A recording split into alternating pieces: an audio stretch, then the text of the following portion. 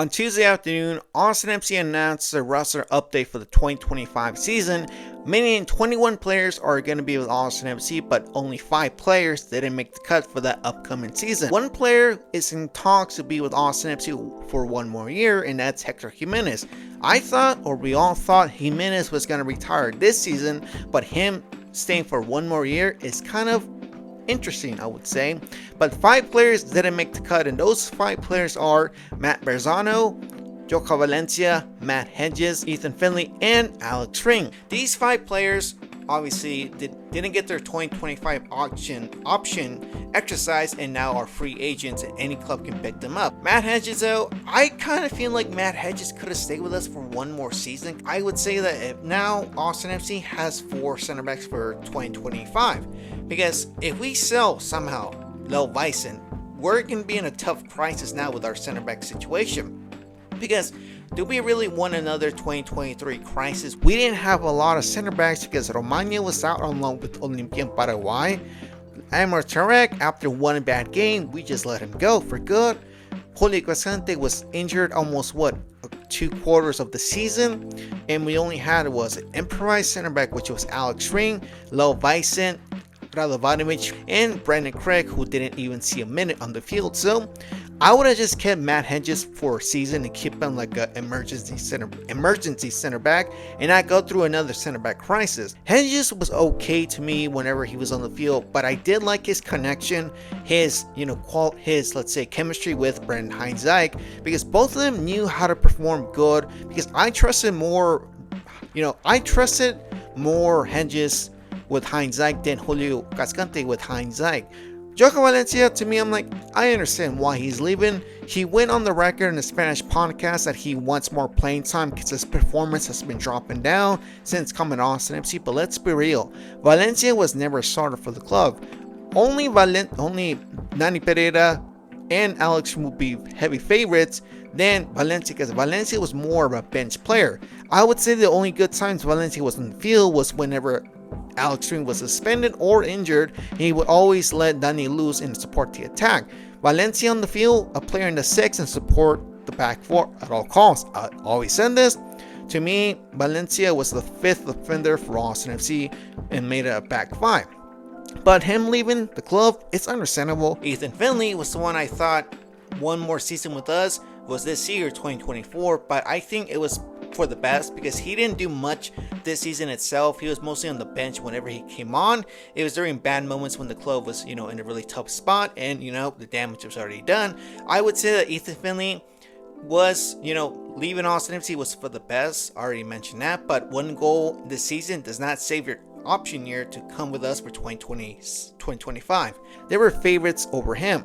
Usman Bukhari, Jaleo Fria, and Owen Wolf, and let's say John Gallagher and CJ Foddery.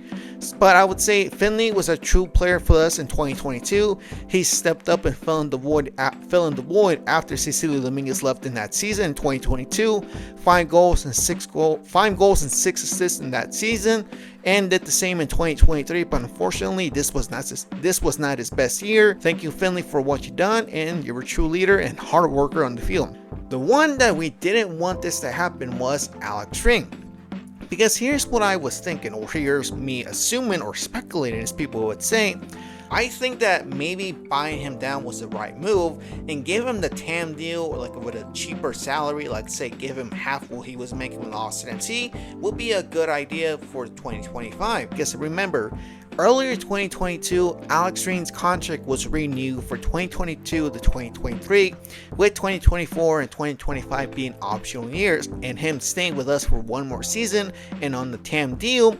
It's good for us. It's good business for Rodolfo Borrell, because let's remember, he's no longer DP and opens up that DP spot for the transfer window. But him leaving Austin FC, it was truly like we couldn't believe it, but we still have to accept it because we want to move on and improve more in the midfield.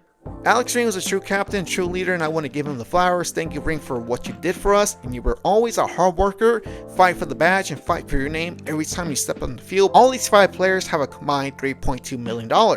It gives Austin FC the flexibility to improve their squad, and with Alex Green's DP slot open, we can bring in that DP9 for the next season. We're okay with center backs, let's say that, but in the midfield, it's the thing that makes me realize we only have three midfield players.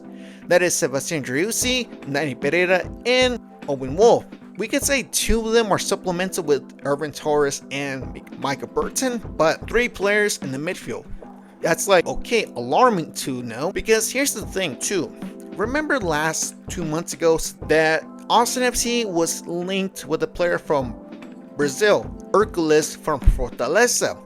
What if, let's just assume this, knowing I like to speculate things, what if Hercules comes to Austin FC and he's a replacement to both Alex Green and Joao Valencia? I mean, it wouldn't be too bad, but remember what it was said that apparently it was worth $10 million, but it wasn't really like confirmed about that. But what if Hercules comes to Austin FC in next season in 2025? I will be okay with it, but will he be a DP or let's just say international slot or TAM deal?